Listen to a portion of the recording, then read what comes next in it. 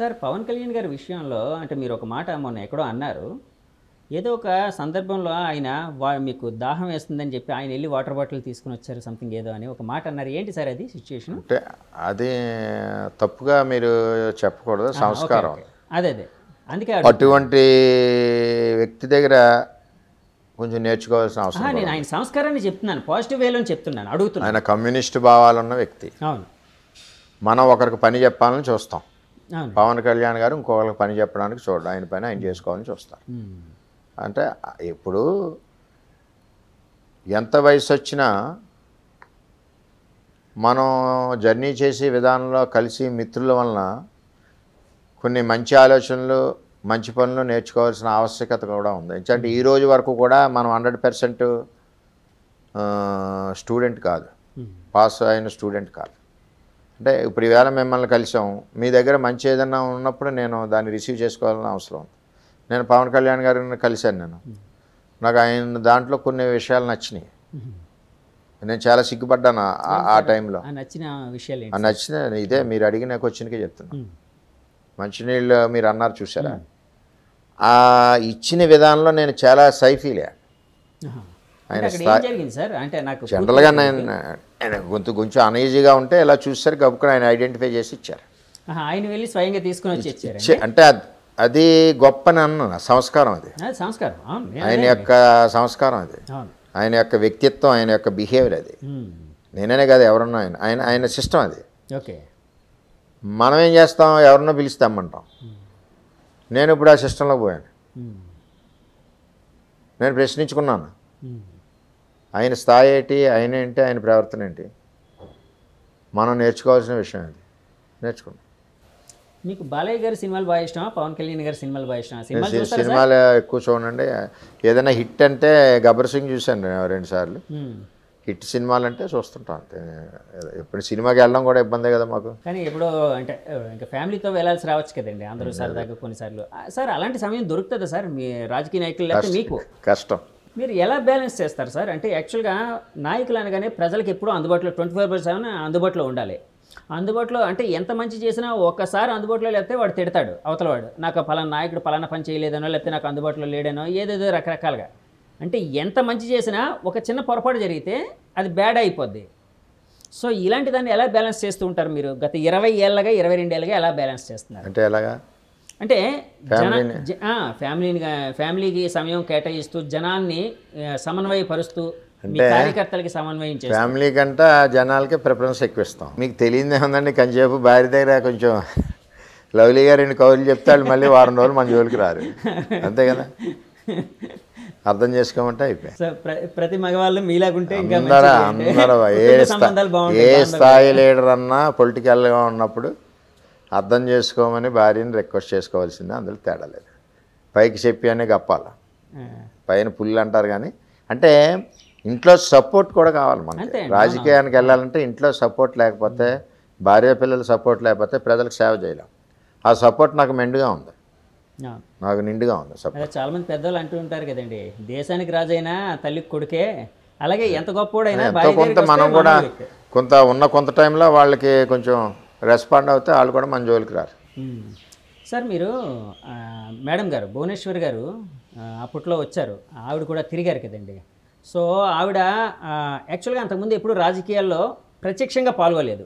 కానీ చంద్రబాబు గారు జైలు ఉదంతం తర్వాత ఆవిడ జనంలోకి రావడం, జనంతో మమేకం అవడం, అంటే మీ పార్టీ విధానాలను బయటికి తీసుకుని వెళ్ళడం, అక్కడ చంద్రబాబు గారు ఉదంతంలో చనిపోయినా లేకపోతే అందులో వాళ్ళకి ఎవరైతే సఫర్ అయ్యారో వాళ్ళందరికీ హెల్ప్ చేయడం ఇలాంటివన్నీ చేశారు కదండి.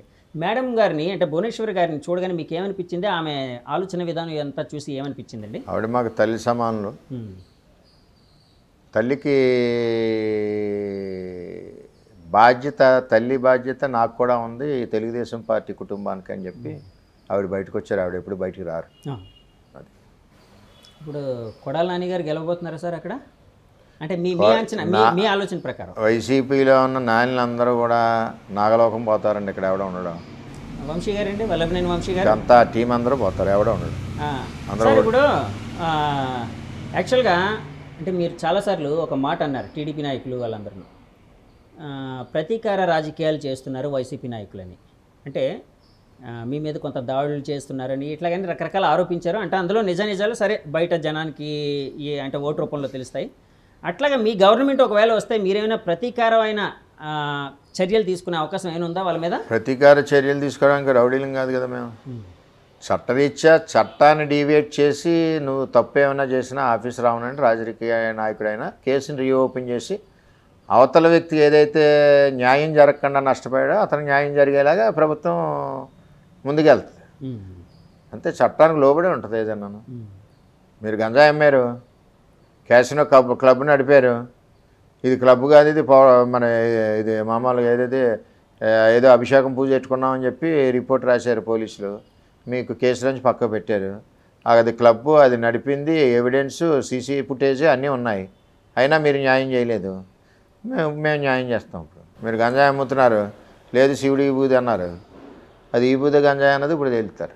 అంటే రెడ్ బుక్ ఉంది కదా, రెడ్ బుక్లోనే చట్ట ప్రకారం చేస్తారు. అదే కూడా చట్ట ప్రకారం సార్. చట్ట ప్రకారం. ఇప్పుడు జగన్మోహన్ రెడ్డి గారిలో మంచి విషయాలు ఏమైనా చెప్పాలంటే ఏం చెప్తారు సార్? మీకు నచ్చిన విషయాలు ఏమైనా ఉన్నాయా? మంచి విషయాలు మీకు నచ్చింది? జగన్మోహన్ రెడ్డి గారి నాకు మంచి విషయాలు ఏమున్నాయి? 50 కేసులు తెచ్చుకోవాలా మంచి నచ్చాలంటే. ఆయన రోల్ మోడల్ ఎవరికైతే కాదు, నాకు చంద్రబాబు నాయుడు రోల్ మోడల్ అంతే. తెలుగుదేశం పార్టీ చంద్రబాబు నాయుడు గారు అంటే నాకు, ఆయన దగ్గర పనిచేయడం నాకు గర్వం. ఈ కొద్ది కాలంలో పవన్ కళ్యాణ్ గారి దగ్గర కూడా గర్వంగానే ఉంది, చాలా లవ్లీగా ఉంది, ఫ్రెండ్లీగా ఉంది. ఈ మధ్య ఎలక్షన్ తర్వాత మాట్లాడుకున్నారు సార్ మీరు పవన్ కళ్యాణ్ గారు? లేదు, తర్వాత కలవలేదు. ఆయన వర్క్లో ఆయన బిజీగా ఉన్నారు. ఓకే, రేపు వస్తారు కదండి? రారు, నా ఉద్దేశంలో రారు. ఆయన హెడ్ ఆఫీస్లో ఉండాలి కదా, రాష్ట్ర పార్టీ ప్రెసిడెంట్ అయినప్పుడు. సార్ ఇప్పుడు పవన్ కళ్యాణ్ గారు అండ్ వర్మ గారి మైత్రి బంధం పిఠాపురంకి ఏ విధంగా ఉపయోగపడబోతుంది? ఫుల్ అభివృద్ధి పదంలో దూసుకుపోద్ది. అంటే ఎలా ఊహించవచ్చు పిఠాపురాన్ని? రాష్ట్రంలో రోల్ మోడల్గా ఊహించవచ్చు. అంటే ఇందాకలా టెంపుల్ టూరిజం అన్నారు, అది కాకుండా ఇంకేమైనా? అంటే ఇక్కడ చాలా ఉంటాయి. అప్పుడు ఏమన్నా అంటే దాన్ని స్టడీ చేసి ఏ విధంగా, అప్పుడు ఆల్రెడీ SEZ ఉంది, SEZలో ఇండస్ట్రీస్ తెస్తారు, అన్ఎంప్లాయ్మెంట్ యూత్కి అందరికీ ఎంప్లాయ్మెంట్ కల్పించడం, ఇవన్నీ ఉంటాయి. నాకు తెలిసి ఇక్కడ అంటే నేను కొంతమంది యూత్తో మాట్లాడినప్పుడు, ఎలక్షన్ ముందు మాట్లాడినప్పుడు చాలామంది యువత ఒక క్వశ్చన్ అయితే రైజ్ చేశారండి. అంటే ఇక్కడ మాకు సంక్షేమ పథకాలు అన్నీ అందుతున్నాయి, అది పక్కన పెడితే మాకు ఎలాంటి అభివృద్ధి, అంటే ఒక ఉద్యోగం కోసం మేము ఎక్కడికో వెళ్ళాలి, SEZ 8,000 ఎకరం ఉందంటున్నా కదా, దానికి సంబంధించి అది పక్కగా మీరు పక్కగా చేస్తాం. మీ గవర్నమెంట్ వస్తే యాక్చువల్గా మొన్న ఎన్నో లక్షల ఉద్యోగాలని అన్నారు కదండి చంద్రబాబు నాయుడు గారు. ఎన్ని లక్షలు సార్? 2 లక్షల? 4 లక్షలు. సో అది పక్కగా చేస్తారు. సరే సార్, 2024 ఇప్పుడు మీరు రాబోతున్నారని అంటున్నారు, సరే వస్తారనుకుందాం. 2029లో లోకేష్ గారిని అప్పుడైనా ముఖ్యమంత్రిగా చూడొచ్చా? అప్పుడు ప్రజల పరిస్థితిని బట్టి, చంద్రబాబు నాయుడు గారి నిర్ణయాన్ని బట్టి. సరే సార్, లాస్ట్ క్వశ్చన్, కూటమి ప్రభుత్వం ఏర్పడితే పవన్ కళ్యాణ్ గారు ఎలాంటి రోల్లో ఉంటే బాగుంటుందని ఒక స్నేహితుడిగా, అంటే ఈ స్నేహబంధం ఈ మధ్య ఏర్పడింది కాబట్టి అడుగుతున్నాను, మీరు భావిస్తున్నారు, లేకపోతే టీడీపీ నాయకుడిగా మీరు భావిస్తున్నారు? ఆయన ఇష్టం వచ్చిన రోల్లో ఎలాగున్నా మేము అంటే కాదు సార్, పలానా అయితే బాగుంటుంది కూటమి అన్నది, అందులో ఆయన భాగస్వామి.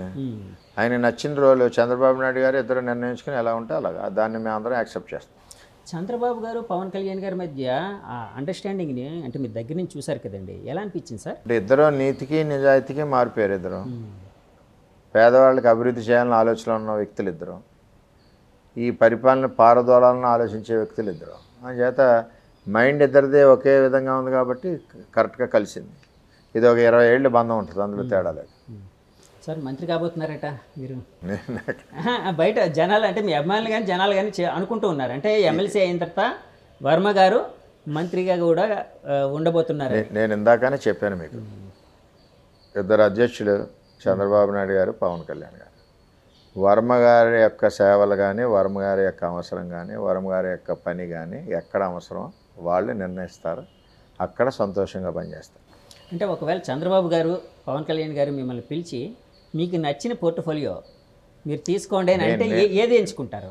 నేను ఇప్పుడు చెప్తున్నాను, నా అవసరం ఇద్దరు అధ్యక్షులకి నేను ఎక్కడ ఉపయోగపడతాను అనే ఆలోచన వాళ్ళిద్దరికీ ఎలా కలిగితే ఆ కలిగిన ఆలోచన ప్రకారం ఉంటాను.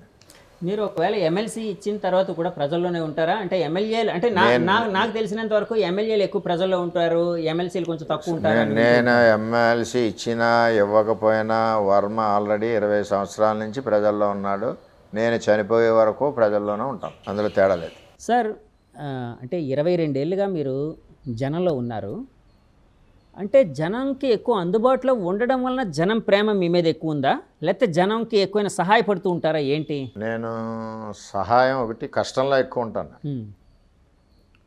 అందుబాటులో ఒకటి. హ్మ్. నా గురించి అతని టైం వేస్ట్ అవ్వదు. నేను 7 గంటలకల్లా పిఠాపురం ఉదయం ఆఫీస్లో ఉంటాను, హ్మ్. రాత్రి 9 వరకు. హ్మ్.